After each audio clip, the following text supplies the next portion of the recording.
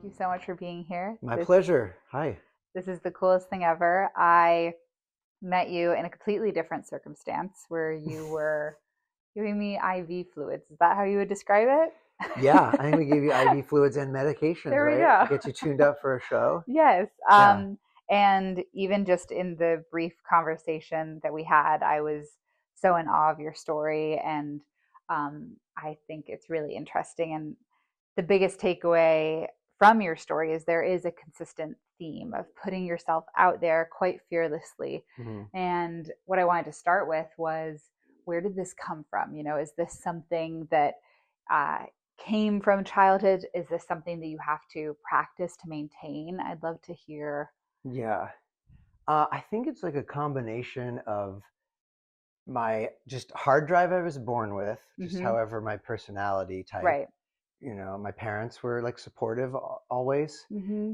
I always think of this funny thing where my mom, and I try and do this with my kids now, she would just tell me things about myself that were like, made it feel like it was just her putting a mirror on me, but like positive Oh, things. I love that. And I feel like it's sort of, whether they were true or not, I just feel like when I was young, she'd be like, you're going to be great. You're really self-confident. So then I go through life going like, I'm really self-confident or whatever. Yes. And that's like not always the case, but I think it's cool, like as a parent, to like put the positive things that you see about your kids in a verbal way that Right. they lock in, because that like builds them up, Yes. and then they carry that forth. So I think I Right. got lucky in that way. And then sometimes it's just been circumstantial, Right. and I've been forced to make pivots at different points in my life when I just needed to. And a lot of that happened like when I started a family and stuff, because then it's not just like myself to consider. And so I think that's Mm-hmm. one of the cool things about being a parent, is sometimes it forces you to move forward in ways that are scary but can lead to good outcomes. Right. Yeah. I will say in my, now 3.5 years of parenting land, it reminds me a lot of being a teacher in some sort of way where hmm like it feels like this completely overlooked profession, like being a parent, if Yeah. that's, the way we could call it, a profession. But it really is. And you are shaping and you're molding and you're impacting this person's life. And so to hear that, like those words meant something to the hmm point where you were being more fearless in your actions, I feel like every parent needs to know and hear that and Yeah. instill that in their kids. Like it's important. Yeah. It's an important thing. Totally. Yeah. My mom also told me I look good in red. I don't think that's true, but sometimes I'm like, I think I can pull off that red leather jacket. I so wish you were wearing red right now. Yeah. Even just like a little red lip or something. Yeah. I would love for you to tell the story of how the Pitt came about, hmm because I do find it really fascinating. I do think it's in this theme of putting yourself out there. The way it came together was just one of these things you just can't anticipate. I had gone, worked as an actor for a few years, and then, joined a band that got a big record deal and did that for a Yes. long time. The band ended and I was in my early 30s, you know, had found myself in a place where I didn't have any kind of conventional resume and also didn't really have a job, Mm-hmm. and had now a mortgage and a wife and Right. a baby to support. I decided I kind of wanted to try something different. I went into medicine, and that was by accident, which we'll get into later. But Yes. ultimately, I was working as a nurse, and one of my friends and colleagues is a doctor named Dr. Joe Sachs, and he and I were friendly, and we worked shoulder to shoulder, taking care of patients for a couple of years. And he knew everything about my backstory because I'm like very extroverted and talk about myself, which is embarrassing, but whatever. You have downtime and you share these Of stories. course. So he knew about me, but he never really told me much about him. He was always teaching me about medicine because, and mentoring me in that way. Right. And at a certain point, after knowing him a couple of years, he told me one day, he was like, I'm really excited about this project. We're going to go try and sell this new medical show. I'm really excited. I was like, say what? And he then was like, yeah, well, I never told you, but I actually used to be a writer on ER. And I was like, what? And I was like, how did you never reply to that when I'm telling you about my TV experience? He's a lot cooler than I am. He keeps it low key. And, and then I saw him, and, a few weeks later, and he's like, we sold the show to HBO. I was like, damn, okay. My favorite network. Cool, right. cool. Yeah, yeah. Initially, they reached out about me coming in to be like, we have med techs on the shows and different real doctors and nurses that help, choreograph all the action and make sure the props look correct and Yes. like make sure that everything's super realistic. That's Right. like a huge important part of why the Pitt's been successful and what they wanted to do with the show. It was sort of like I couldn't really leave my job to do that to do that job. And then secondarily, I've been an actor and a musician for whatever 30 plus years, and I've been a nurse for 5. So Right. I said I would love to do that, and I wanted to. I really wanted to. I couldn't really afford to, and I just couldn't afford to make those big changes. And I just threw it out there. I was like, I'm in SAG. I have worked in film and TV. And if there's ever a role, like I would love to audition for this show. I would love to work on the show, and I would love to help with the medicine, but I have to make it make sense. And then they reached out again, like, you want to come read for the casting director? I said, sure. And so I just went in and tried to like go big. I'm like, I have nothing to lose. 100%. So I just went in and didn't overwork it, just kind of got comfortable, and then went in and just bombs away. Like I just did the scene and then threw in like crazy ad libs at the end and really brought stuff into it. So they would be like, oh, this guy like knows this world. Yes, yes. And I walked out of there and I was like, I think I hit a home run. I mean, I felt great. Yeah. And then it was like weeks of waiting, and it was like, I think we're going to add this character. I think maybe we're not right. Sure. You got it. You didn't, you weren't really sure. It was pretty stressful. And then right before it started, it was like, all right, it's happening, but it's been awesome. So that's kind of where we're at now. I think just the fact that you were initially brought on to consult essentially to make sure everything was looking right. And I remember you saying to me that you said something about like being this close to the action. Yeah. Yes. I felt like I didn't want to go to the party and be standing outside the door. That's how it felt to me. That is it's like so if I'm going good. to the party, I want to be in the party on the dance floor. Yes. And it's cool because I get to help with the medicine too, which totally. I love doing. It's great to be able to do that. Yeah, I wanted to ask if there was a distinct moment that made you go into medicine. It feels like such a huge pivot in such an incredible way. I, of course, as one of your clients, I am very grateful that you went into medicine. But I was just curious, since your background is in this touring and in this very creative field, I just would love to know more about your thought process behind that. Funny thing is, I have a ton of medical people in my family. That was never really my pursuit. And I think my family recognized that. They didn't think and in fact, my brother's very scientific and would have been way more likely, I think, to get into that field. And my parents never pressed that on me. But when my band broke up, I was in a band called Rooney for a long time. Such a great band. Thanks. So when that band ended, that was one of those crossroads where it was like, oh my gosh, well, my wife and I were both leveraged heavily in the creative field. And as you know, it's like there's always ups and downs. And I felt like we've done all these things right. There's this one card missing from our hand of cards, which was that one stable thing that, I just was worried that if the rug got pulled out from both of us at the same time. I also was burnt out from touring all those years and the stress of being in a band with 5 people, forever. As your life grows, it becomes harder and harder to maintain those, which are essentially 5 interconnected marriages. It's 100%. Very complicated. Yes. So I just wanted to try something different that I could be proud of, that would be a cool party story, but and something different. So I also didn't want to feel like I was competing with my other 4 bandmates as we were all going in different directions. I didn't want to feel like, oh, he got that. Oh, he got that. I just felt like that would be a recipe for self-doubt and insecurity. And so my wife and I were back at a college reunion for a weekend, and I was in a bar and I was talking to an old friend of ours, and he had gone straight from college to become a firefighter. And he was telling me these stories, and I was like, that sounds really cool. That sounds crazy and fun. That would be great stories. Right. It's action packed. It's team oriented, which I love. Yes. Weirdly kind of like a band. There's funny stories. You're living and working together, which is kind of how the band was. It's the part I liked about the band. I just saw these weird parallels, and I'm crazy enough to just do it and try it. And, had some money in the bank then to take that time to go explore it. So I became an EMT all day, all night, working in Inglewood and South Central, and worked in Malibu at the beach, loading those helicopters when crazy stuff happens. And then I worked at a station on the Sunset Strip at the end of that run, which was cool. And that was crazy, going into all these shishi hotels and bars and clubs that I used to party in, and I'm like, oh, I've been in this room before, and you're going to find a dead person, or like Right, go of like course. hopefully save a Save, person or yeah, whatever. hopefully. And it was just so wild to walk back into these same spaces that I had been in like a totally different phase of Yes. life, and racing the ambulance late night past my old, agent's tower, and Right. just thinking like, wow, like I'm seeing such a different underbelly of LA, and then, Yes. like over, the late, like dawn hours, and just seeing this different side of the city. And it was great. During that period, I was, you know, going in and out of the hospitals, and we'd go in and out of the ER over and over and over again to drop patients.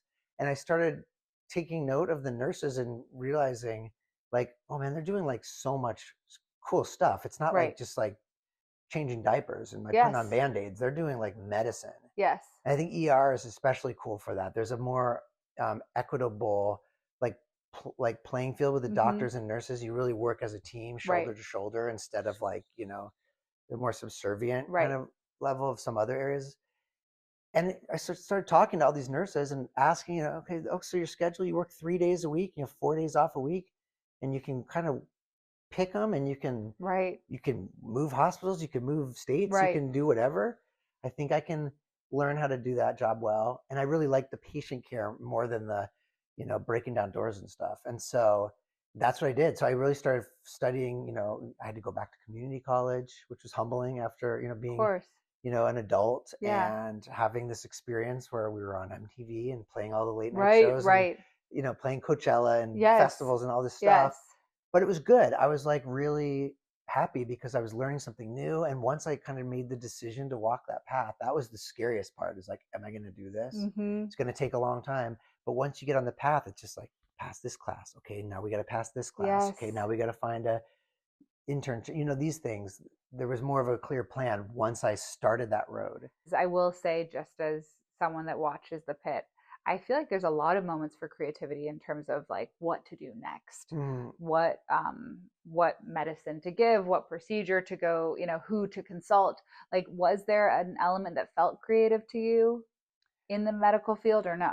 I think so. I mean, there's boundaries with it. You Right. can't just go um, totally off kilter. And when you're working in big hospital systems, a lot of times there are a lot of like rules and regulations. Yes. But that said, in the minutia and all, there is totally creativity. It's a lot of problem solving. So Mm-hmm. it's like, I mean, sometimes you know, put in an IV hang line, and it's just like not working, and it's like, well, we could hang that bag higher to get more gravity and do this, and if we tie that arm straight so it's not kinking the hose, whatever. And then sometimes it's just like how to creatively use your resources, Right. like knowing, I think the Pit shows this in a kind of a cool way. Different doctors, nurses, ER techs, they have different skill sets. So like as you get to know your the people that you work with and whatever, like, oh, this person's really good at putting in a hard IV, or this Right. person's Yes. really great at calming down a patient that's just like out of control, off the Mm-hmm. rails. And so we all have our different, like strengths and Skill sets. weaknesses and Right. stuff. So sometimes it's just identifying like when you need help. And I'm still very humble about it. I'm not a new nurse anymore, or baby nurse, but Mm-hmm. it's like continued learning. So Yeah. there's lots of things I don't know the answers to, Yeah. which, on the Pit, I'm reminded of that a lot, because actors will ask, oh, what about this, what about Yeah. that? And there's ones I can answer, and there's ones I can't answer. Yeah. And that's fine. Like, Right. that's Right. normal. Even Right.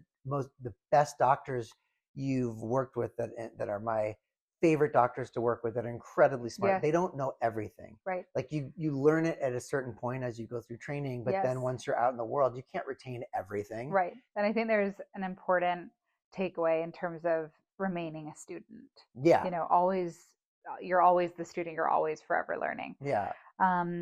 I want to get this quote correctly because it's Oprah. So I want to make sure I get it correct. But Oprah has this quote, and she says, "The whole point of being alive is to evolve into the complete person you were intended to be." Mm-hmm. Do you have any feedback or advice to people that are feeling like, oh my gosh, is it too late to make a change? Or, very specifically in LA, it's such a youth driven culture, Yeah. that it gives this false illusion that your life ends at a certain point. And I was just curious if you had any thoughts on that. think that's a great quote. And I do think like we want to continue to evolve. It keeps you feeling alive, Yes. and like learning new things is just good for your mind, obviously. And I think long term it's actually good for your body too. Like people Agree. that, you see older patients, and the ones that tend to do really well as they age are people that are still engaged socially Yes. and obviously physically with exercise, but also just learning new things. And I mean, I've had so many people reach out, I think because I did this thing at midlife and made that pivot. I've had a lot of people reach out, especially as show business Oh, I has love that. changed, and I think you're right. It is like a really youth-driven culture here, and so that can be scary as you continue to age. So for me, like moving into something like medicine, where people value wisdom and experience, has Yes. been really Right. cool. Right. And it's also opened doors, actually, inadvertently, to doing more art, and like from a little bit more empowered place, knowing Yes. like, well, you know what, I don't have to do that job that I don't want to do, because I can just go take care of patients, which I like that too. Right. It's nice to have like just I don't know, a wider set of tools in my tool bag to Yeah. draw from, to sort of keep the trains on the tracks and Mm-hmm. keep my excitement and like passion about life alive. Yeah. Right. Yeah. The last question that I have for you is just um, a curiosity surrounding, these distinct chapters in your life. And I was curious if there is a chapter that you feel you resonate with most, that sort of follows you, that, and that can be, being a drummer, that can be being a husband, being a father, an actor.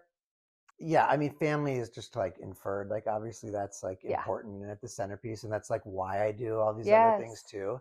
Um, so I want to take that off the table, because it's like I don't want to say that this is my favorite thing over my family and friends, Of but course. family and friendships are most important. Sure. That aside, like professionally, uh, I really truly do love working in medicine, and I love working as an actor, very much. But my true like passion, that's been my most consistent through line from when I started really like playing when I was 15, is like making music. Yes. And I think And the music you're making right now is so good. By the thanks. way, I Yeah. can't wait for people to hear it. It Yeah. is just incredible. I'm so excited about it. It's like, to me, it's the most like pure creative thing for Yes. me.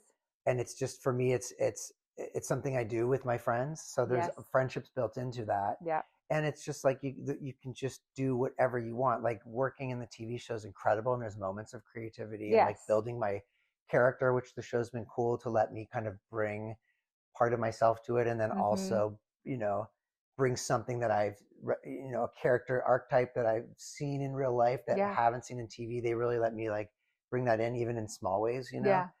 But so somebody else is writing the words and the stories and Yes. whatever, and they're doing a great job at it, so Yeah. I wouldn't change that. Yeah. But you're delivering someone else's vision, Mhm. and helping in a huge team bring it Right. together, and Right. it's a ton of people making that vision happen, from the obviously the crew and the background and the actors and Right. all these people, and I love working that big team. But there are limitations, For sure. and you don't have like a whole lot of say of, oh, am I going to get more to do, less to do? There's a lot of story to serve. So some Yeah. weeks, I'm getting to do something really cool, Right. learn to juggle this season, or like some funny little bits like that. But like when I'm writing songs or making music, it's just like wide open. And I get to, when it's really working, it's like making the visual art, Yes. making costumes. There's so much stuff that I put into, and it's not even just the sound of making building music the world. projects. Yeah. Yes. And so doing that in my high school band, and then in my college band, and then with Rooney, and then have a Fleetwood Mac musical kind of theater show that we put together like 12 years ago, Oh that my still works gosh. like crazy. This is your 10,000 hours. Yeah. Yeah. And that's where, like, being a band guy, that's where I'm an expert. Like, I would not put myself, I'm not an expert nurse. I'm still learning. But like, when my kid is wanting to start his first band, it's hard for me not to be like a sports dad, because I'm not a sports dad. But imagine that's how baseball dads are. And it's just like, are you sure you want to put that drummer in? Are you sure he's the right guy for the job? Or whatever. It's like, hey man, if you guys so Yeah. I'm having to ride that line now. That totally makes sense. I felt that during actually the newborn trenches, with like the sleep deprivation and all those things that come with it. And my attitude was so positive during, just because I had toured for so many years, where like, and it was a different era of touring, which I'm sure you can relate to, where you do like early morning radio shows, and like, So like it's radio has changed so much, and all these things have changed. Call times have changed, Yeah.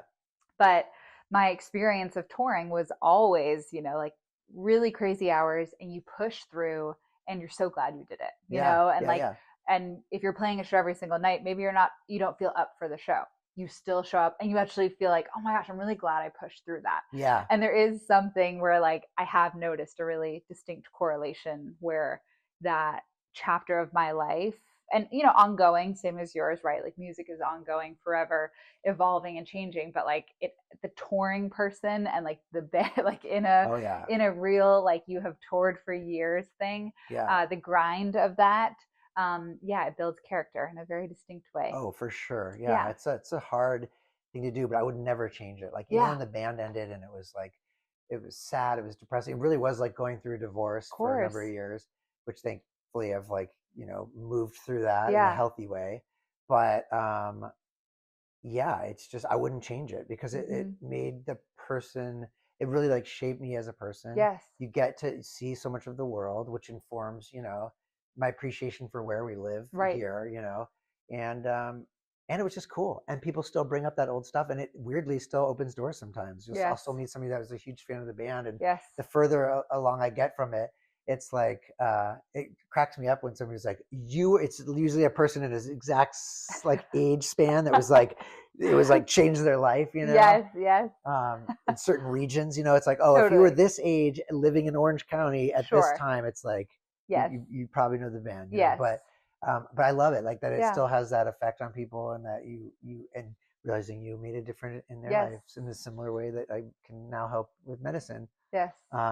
So it's cool, and it opens doors, and I'll take any door, anything that opens a door Yeah. is great because I want to walk through them. So Totally. yeah. Well, you are very inspiring, and thank you for taking the time today. My pleasure. Thanks for having me. I'm glad to see you.